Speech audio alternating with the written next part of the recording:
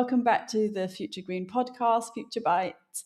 We have had a bit of a break, but now we're right back here and we're jumping straight in for listeners listening for the first time. I'm Heidi Sparrow, founder of Future Green, and we support businesses and organizations transitioning to sustainable practices.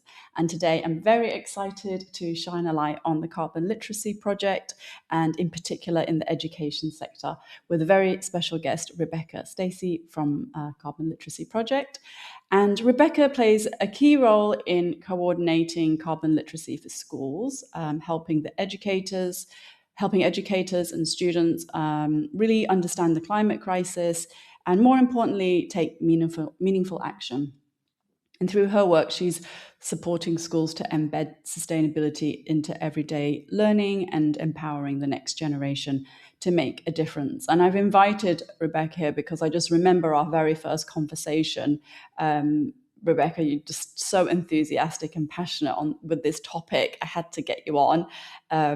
So let's just dive straight into, what is carbon literacy and what does it mean in the school context? Why is it essential? So we'll be covering all of that stuff. But first off, why don't we just start with you? Who are you, Rebecca? And, just tell us a bit more about you before we get into the details. Who am I? Brilliant. Well, thank you very much, Heidi. Who am I? What a big way to start. Essentially, I was a teacher. I was a teacher for about 20 years. I first got interested in the sustainability aspect of things when I did a United Nations climate change course, which seems like such a long time ago now. That was pre-COVID. And I was one of the first head teachers to do that, and I kind of really ran with it. But at that point, I was working in Cumbria. I'd been in Cumbria for just a couple of years, and I did used to work in Hackney and Islington in London. And it just really spoke to me, the idea of sustainability. It's funny, isn't it? We talked a lot about self-sufficiency then as well. We don't really talk about that anymore, but sustainability and then the knock-on of that was the climate and carbon emissions. And then COVID hit and everything just kind of stopped. And then I was your typical COVID, I turned 40 and I just thought, I can't, this is insane. We need to do something.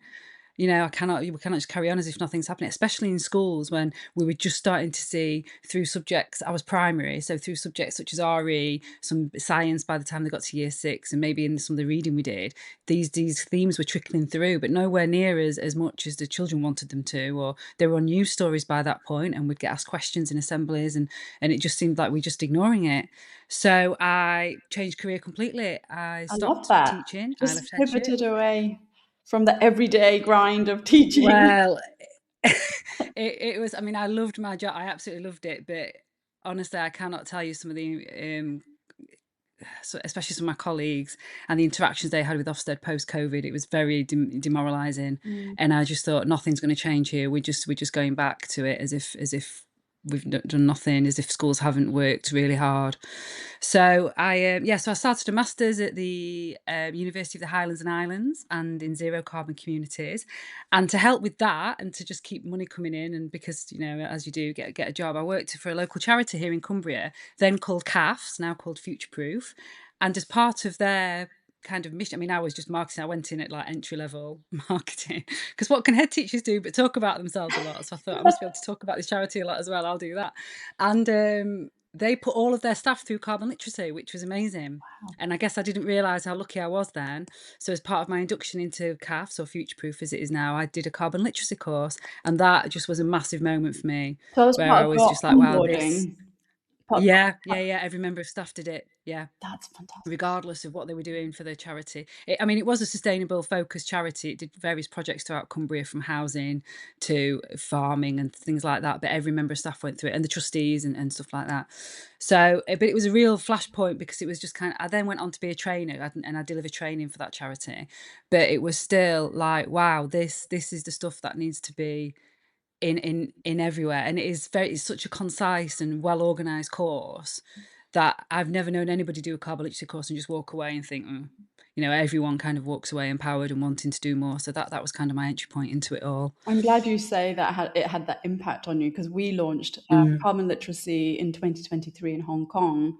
And again, it was just very organized, concise, and it just worked for every industry, which made it so Yeah. interesting. The flexibility of it, which Yeah, you yeah, see, at the time, I didn't realize it was going to be in every sector. I didn't realize how it worked. I mean, now that I work for them, obviously it's very different. I understand it all, but I didn't realize just how into the sectors they go, and also how well it empowers every level of sector. So you don't have to be, a leader within that sector or a leader within your company. It gives you the tools to work with kind of like entry level staff, or staff who are forward facing with the public, or staff who are procurement. It's just, it ticks all these boxes. Yeah, I didn't realize that when I first started. So that's completely true. and for me, also working with a lot of corporates, what I love about the Carbon Literacy Project is that it does empower everyone in the organization to do something. It's not because you often see it's one person, one sustainability leader in Yeah. a big business on their lonesome trying to make big changes, and of course they struggle because they don't really have the Yeah. resources that they need.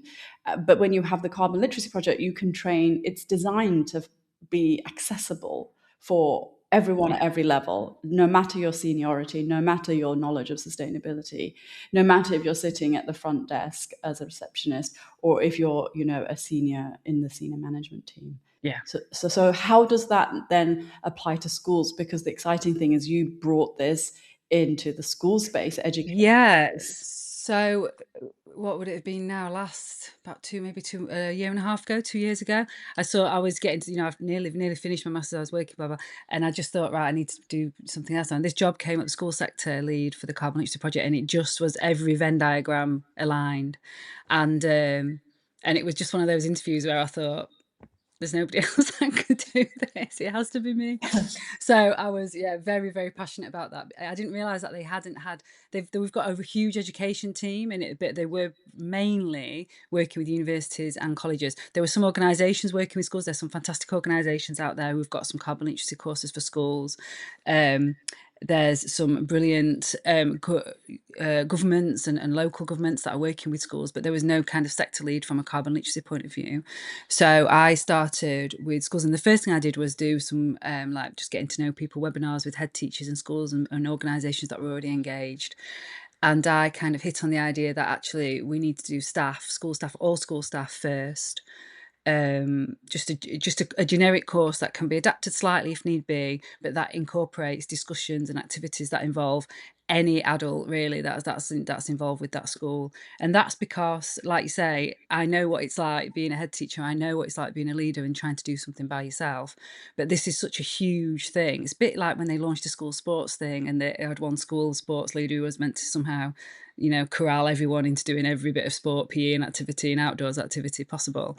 One sustainability lead, a curriculum teacher, cannot do the energy, cannot do the grounds, cannot look at the school garden, cannot look at the food. They don't have the time, and they may not have the expertise, Yeah. or at least the confidence. Yeah. So this was designed. So the course that we then worked on and produced is designed to pull in all members of staff and governors and PTA and anybody really.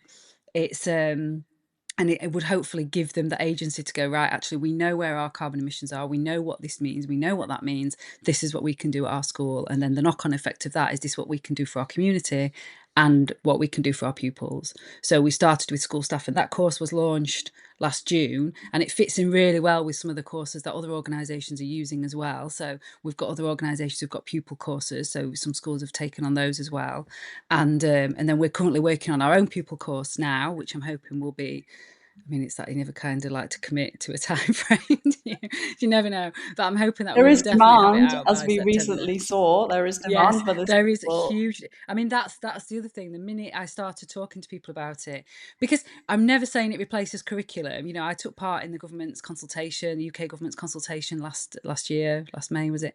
It will not replace a proper climate education curriculum and it being integrated into what's statutory. But what it does do is, either, depending where you are on your journey, give the impetus to people to be like, right, let's go with this. We know what to do. Actually, we can fit it into there. We don't need the government to tell us what to do. We've got this, this, and this.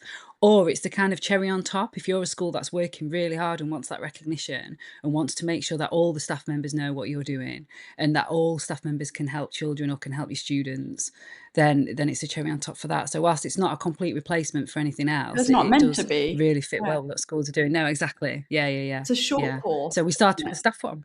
Yeah, Mm. yeah. Yeah, sorry, I probably should explain. Yeah, if you don't Yeah, know what tell us carbon literacy is, it's a day's how do you yeah. implement it in a school setting? Yeah, it's a day's worth of learning and it's a cascade model. So what my job at the minute, a lot of my job at the minute is helping teachers who are interested to become carbon literate themselves, because once they access a course and they go on a course, whether with their local government or some of the big organisations that are supporting schools offer it. So Let's Go Zero offer it, Speak Carbon offer it in the UK. And obviously yourself, you've been offering it in your areas. There's loads of different kind of patchwork of people offering it. So I'm trying to connect teachers with those networks so that they can become carbon literate themselves. And once they're carbon literate, they can attend courses with us to become a trainer or a facilitator. There's different levels of that. Yeah. And then they can deliver it themselves. So really empowers the teachers within that organisation to think, right, this is where I need it. I want my governors to take it on board. I want my staff to take it on board. We want to become a carbon literate educator, so I need a certain percentage of staff. And all it is a day's worth of learning. It's integrated with discussion and activities. It can be split up. So some of the organisations have taken on the school staff course. They deliver it half online, half in person. It's written in 4 modules because a lot of head teachers told me they do it over time. So it's in 4 bits. And after that, during the course, you make 2 pledges, which is a bit of a unique thing. And it sounds woollier than it is. They're actually quite, we check the pledges. We're the accreditation Yeah. group, obviously. So whilst the carbon literacy project doesn't deliver, we check the pledges and we make sure they're meaningful and impactful and don't replicate things that are already happening in the school. And for schools, it tends to be a group pledge. So, for example, some of the pupils at a recent primary school that became our first carbon literate educator in the world for our primary sector, Cardross in Scotland, they schools, a lot of the youngsters looked at how they travel to school and pledged to kind of get on the bike more, get walking more. It's hard for children to feel like they've got agency like that. So that's a really good thing for them to talk about. And then their group pledge was to start like a climate cafe, or to start looking at, Love for that. the staff to start looking at carbon footprints. Mm. So we're getting lots of different pledges like that. Other schools, a lot of the schools pledge to kind of work with community more, pass on the carbon literacy knowledge, which is fantastic to see. So yeah, so 2 pledges, a day's worth of learning, and then this kind of ongoing commitment to deliver it and to get the word out there, basically.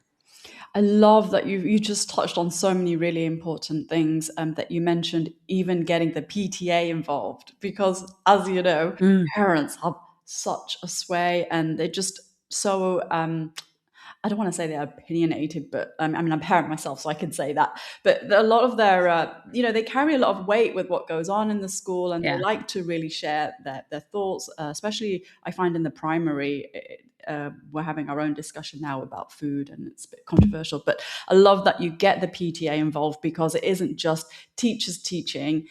You are Yeah. really involving the whole community, and you're empowering everyone to say, you have agency, you have control, you have a say.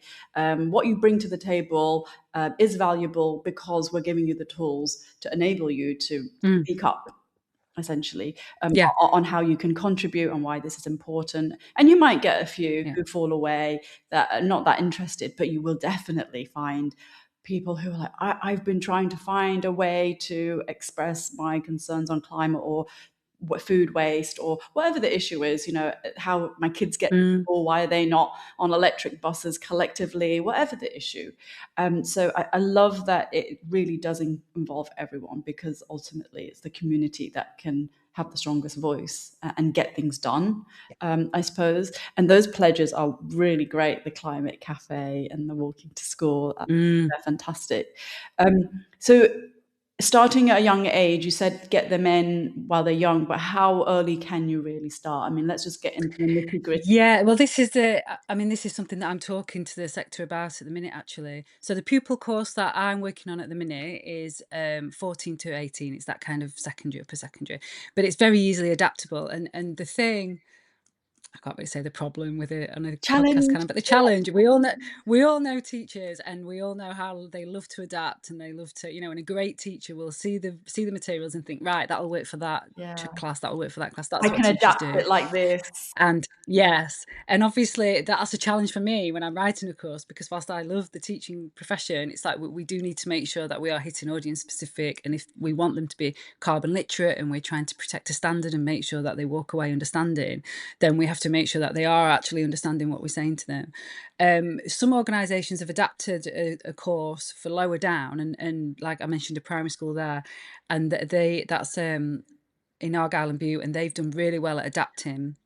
And so I'm looking at their course and seeing what they've done. A lot of it is very understandable for younger children, but it's about the language we use, Yes. and it's about the activities we do. Yeah. So, there's not you can't spend an entire carbon literacy course a day just sitting children down and talking to them. I mean, we know that you can't do that, but through activities you can really make things like climate justice and the fairness come to life. If you're looking at a carbon budget and you've got children playing with carbon coins, or pretending they've got a carbon budget to spend on activities, you then remove some of that and go, well, actually your carbon budget's less now because you've spent loads, or and you get them thinking like that. So there's lots of different activities. Yeah. So primary is definitely possible, and I'm, like I say, I'm just kind of looking at what other people are doing to how low. I mean, we've looked at year 5 and year 6 in the UK, which is what, 9, 10, 11, 10, 11. Because we've been Yeah. talking to a head teacher in primary at the Chinese Mm. International School, and she's very interested in knowing how a lot of Yeah. it can be applied, even from 4 years and up. And she Yeah. talks a lot about activities, just as you said, the coins and how you can spend them and where would you place them if you had these options. So I would love Yeah. to see Yeah. how, for the younger ones, this can really, how you bring Yeah. it to life and Yeah. express it. It Because has to be practical. It has to be something that's real. I mean, to be honest, that's the same with adults. I mean, I've delivered carbon literacy courses to workplaces where, if you're talking about something in the future too far, people just switch off, and it's like actually the more kind of practical and yes, realistic and kind of tangible, something they can touch. It's yeah. like, we talk about the impact. Now, it was really interesting when I did a webinar to find out. So in the school staff course, there's a whole discussion about how it's impacting your school and your community. And when I was looking at that, I was thinking, I wonder if a lot of communities will just go, oh, it's not impacting us yet. So I did a bit of a webinar and pulled people in and just said, right, can you talk about it? And I was really amazed at how many schools and head teachers and governors have already seen kind of extreme weather increasing over the last, just the last 10 years. Heat is a massive one. Yeah. So Especially York this University did a week. brilliant...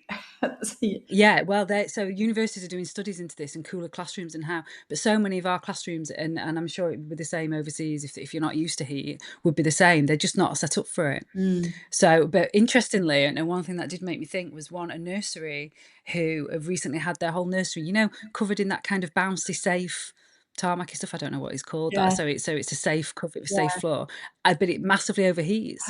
Yeah. So they're kind of like, they're really worried about, because it's often, And so hot to and touch. so they're, so it's kind of adapting to that and thinking, right, so what we're going to do is plant trees, and we're going to get this going, and we're going to have shelter. So there's lots already happening that we may not realize as kind of climate communicators, if you like, climate educators, that people are already dealing with. It was really getting them to think about how is this impacting you in your daily life, Yeah. and really Yeah. spotlighting it, shining a light on it, and then saying, okay, recognize it. Now, what can we do about it?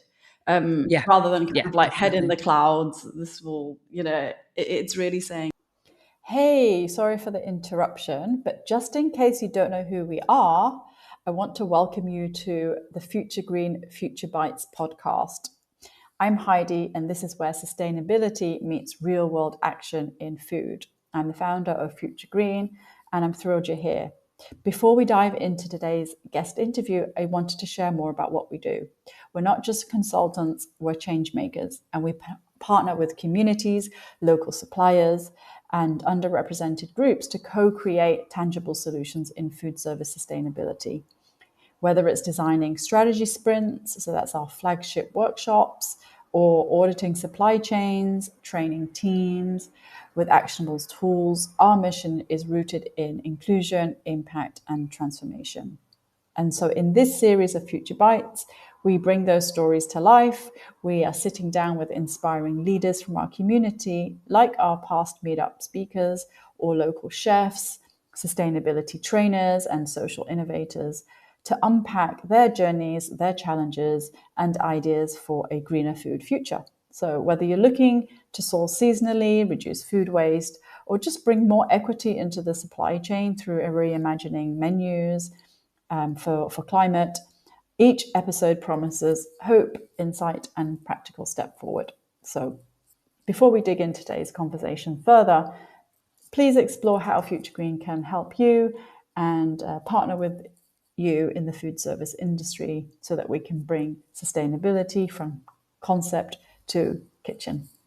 Now let's get back to our guest interview.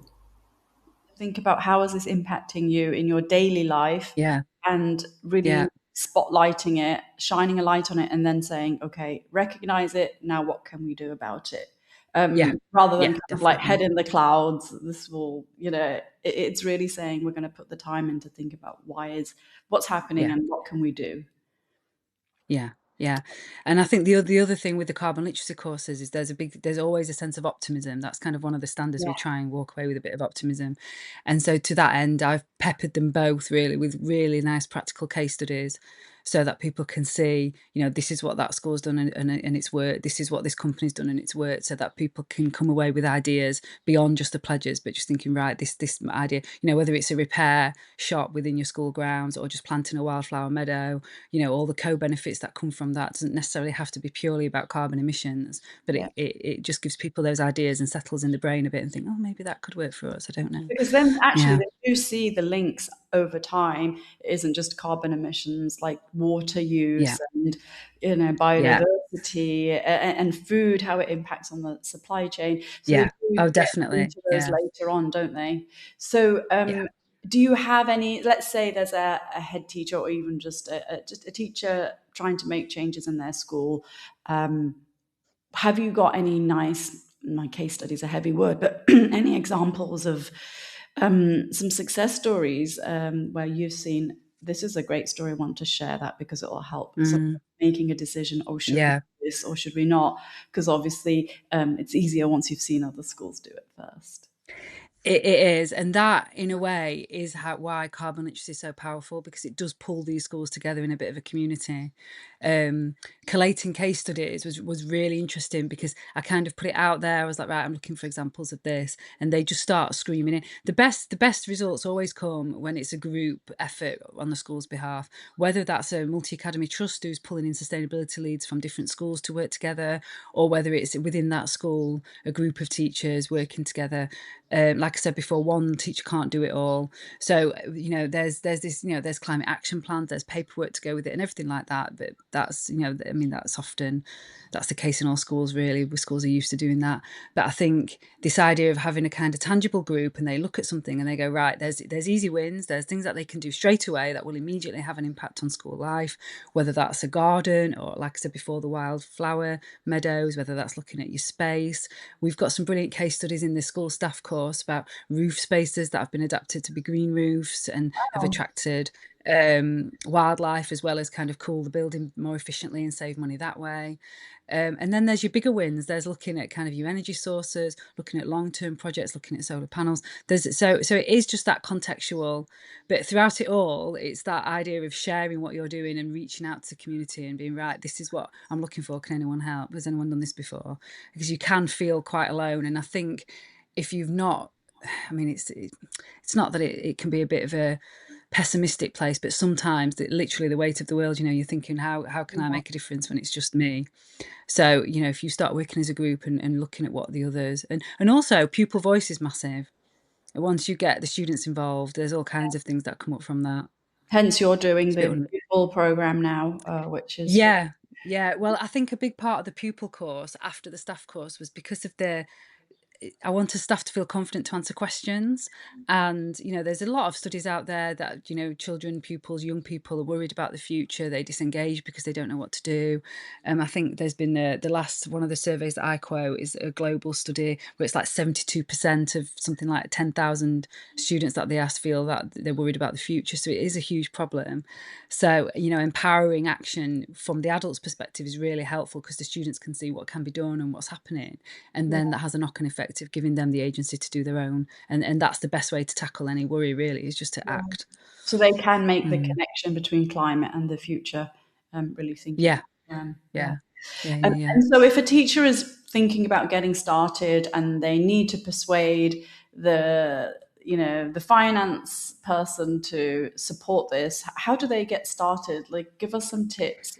How do we persuade? Yeah, so It's so I do have. I mean, I've obviously got documents and making the case documents and things like that that I can happily send out to people that show some concrete figures. To be honest, finance is probably the easiest because a lot of what we do will save money in the long term.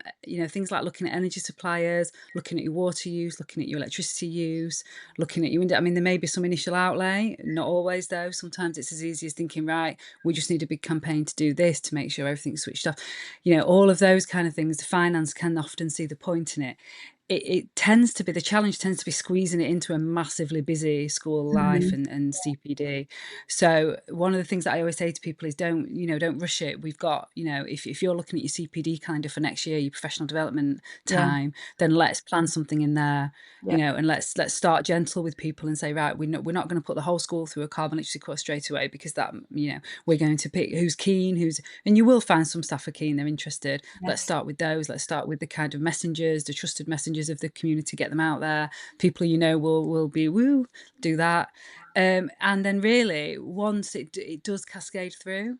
So once you start looking at that, you can convince senior managers by talking about the policies that may be needed.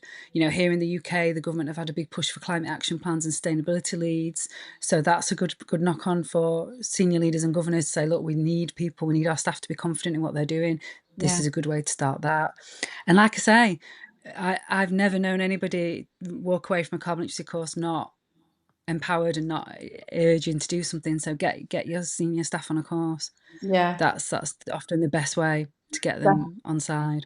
Definitely. And the Mm. certification as well. I think the kids, both adults and the kids, like having put the pledge in and then I'm certified carbon literate and I'm Yeah, joining yeah. over, what is it now, Yeah. 130,000 global citizens that have gone through this. Yeah, 35,000 in the education sector. It's great for universities and businesses when school leavers because some of them are already carbon literate organisations, especially the university sector. So they've got that kind of continuity moving on. And also, it's great for the school. I mean, you look at carbon literacy educators across the world now, and it's becoming a really, really huge sector of schools that are showing their own values, displaying what they want to do. They're putting it out there, they're working with their community. So it's growing, and every time it grows, that significance of the actions and the pledges and the amount of carbon that we're saving, if you like, reducing the emissions is huge. It'll have a It huge also impact. sends a signal to the parents choosing schools. So if your values Yeah. align to Mm, a school that is for sustainability, then that's going to be a yeah. very quick And win. staff. Yes, Yeah. and staff. But these are all Yeah. similar challenges in the corporate world. You need people to Mm, be on board. You need to find champions to lead things and get others excited. All of these kind of synergies, whether you're in the education sector or corporate, they're going to be similar challenges. Getting yeah. people on board, Yeah. and I think even on a selfish level, everybody loves. Well, not everybody, but professional development. You get to grow your own knowledge and whether you stay at in your current role or not, you take that away with you as an Yeah. individual and get to have impact elsewhere.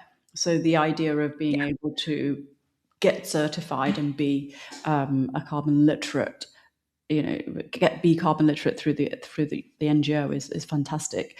And then talk a little bit about, because you mentioned educator. Does that mean the school itself has a new status because it's put a Yeah. certain percentage of people through? Yeah, we've actually just relaunched it. So there's a webinar just being put on our YouTube channel about this. The carbon literate educator status is for any education establishment, and it's at different levels, so bronze, silver, gold, platinum, and it just looks at different ways of the percentages of staff and leadership that you've been training. It looks at your intentions to train. It looks at pupils or students that you're training, and it's exactly that. It's about showing and putting it in practice that your school, college, university is serious about what it's doing with carbon literacy. It's serious about the future, and it's demonstrating its values for all to see. It's also we also have a lot of kind of feel from businesses and sponsorship and things like that for schools that are carbon literate and working with the wider community. So it does open up doors as well, which is great.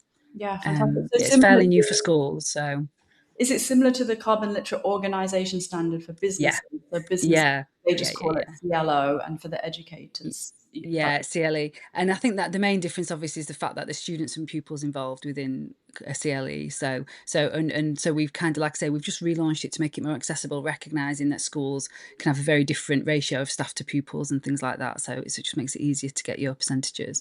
But it also provides some excellent case studies and ideas and inspiration for others. So we had the class of 2025 document looking at all the CLEs for the class of 2025, and there's some absolutely brilliant examples of work that's been done, and it's really optimistic. We work in the sector, so I think sometimes we can feel in a bit of an echo chamber, but to be able to say to people who are busy day in day out and think, how have I got time to do any of this, it's like, look, stuff is happening, you're not on your own, boom, this is what these schools have been doing, this is what these universities are doing, this is what these young people are doing. It can be really, really inspirational. Yeah, maybe we need a bit more FOMO, like to say, haven't you done this yet? Look at all these schools. Yeah, yeah, that's true. Geographically, that happens a lot. It's kind of like when schools down the road. I think there's a study about that with solar panels on housing as well. Like Oh, when the people neighbor start seeing thing. others Oh, putting what's my solar neighbor panels up, got? yeah, yeah, yeah. So it is that kind of geographical area we want it, and it's because it's the cascade model. Teachers educating teachers is really powerful. It's not an external person coming in all the time. Yeah. Sometimes it can be. Sometimes that works really well, but I think teachers working with teachers and going, look, this is what we're doing. This is what's going on in our school. Is just really powerful.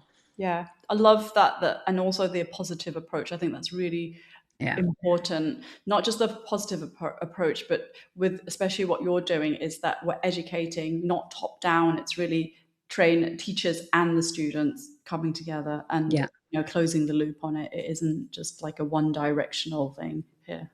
So it's Yeah. fantastic. Okay, so then my final question is, what's your vision for the future of this kind of, carbon literacy in schools? Where do you see it going? Is this just the beginning? How Well, much it's can it it's grow? good that you're linked in from optimism, because obviously the vision is every child leaving school carbon literate. That's Yeah. got to be the way. Everyone needs citizens. But I think for my, to keep myself sane and vaguely organized over the next few years, instead of kind of aiming, I'm looking at geographical areas. We want this spread. We want people to feel confident with climate science, and we want teachers to be able to answer questions and to feel like they're in a situation that they can act and they can support their schools to act. So that means we just need a lovely widespread across the globe, really, Yeah, so fantastic. that next time a teacher gets in touch with me and says, look, I'm really interested, I can go, oh great, because there's a school within just a few miles already doing it, or there's a trainer just there who will happily come into school and help you. So that's kind of what I'm working on at the minute. But yeah, And every child leaving school carbon literate. brilliant. That's And the plan. that's how we met, because you were like, we need someone in Asia. Oh, Heidi, we Exactly, need yeah. them in I Asia. kind of just message people and go, you're on our system as a trainer in China. Are you still there? What are you doing there? Or anything, it is the spread is yeah, and Having that's your a brilliant part of my job. people dotted around the world. So actually, for those listening, and if you're a trainer and you're interested, so this isn't just for those wanting to take the course. What about the ones who want to deliver and train others on this? Yeah, well, I've spoken to lots of trainers recently. We've got a trainer network. There's LinkedIn groups and mail lists and what have you. And I did put it out there recently because for UK schools, there is some adaptation for the course needed for overseas. But for UK schools, we can do it with the purchase of certificates, and we can kind of work on trying to get schools who are already certified with kind of certificate purchase, so they can get more courses going on in there. So I did put that out to the trainers and go, look, if anybody, because everybody has got a connection with school. They used to go to school, or they may have kids at school, or they may be governors at school. There's a school nearby. It's like, if you're interested and you've got connection with your local school, let me know and we can get some materials to them, and we can see if it's something they'd be interested in doing. Yeah. Brilliant. And actually, on that note, Future Green and myself, we will be delivering a workshop in London actually for trainers and consultants. So Oh, that's brilliant. a little plug from our side. And I have some Hmm. of my school connected network coming along. So we might want to spread that as well. But yeah, I love that the carbon literacy, just from a trainer side, it just plugs you into a fantastic network of like-minded peers. So great Mm. on the trainer and the consultant side, but also great for the content and the structure that the program delivers on. Yeah. Yeah, fantastic. Yeah. Well, this was Brilliant. great. This is great, Rebecca. Thank you so much for sharing your story and everything that Oh, thank you you're for doing. having me. Now, this is brilliant. Thanks. We'll speak to you soon. Thank you very much.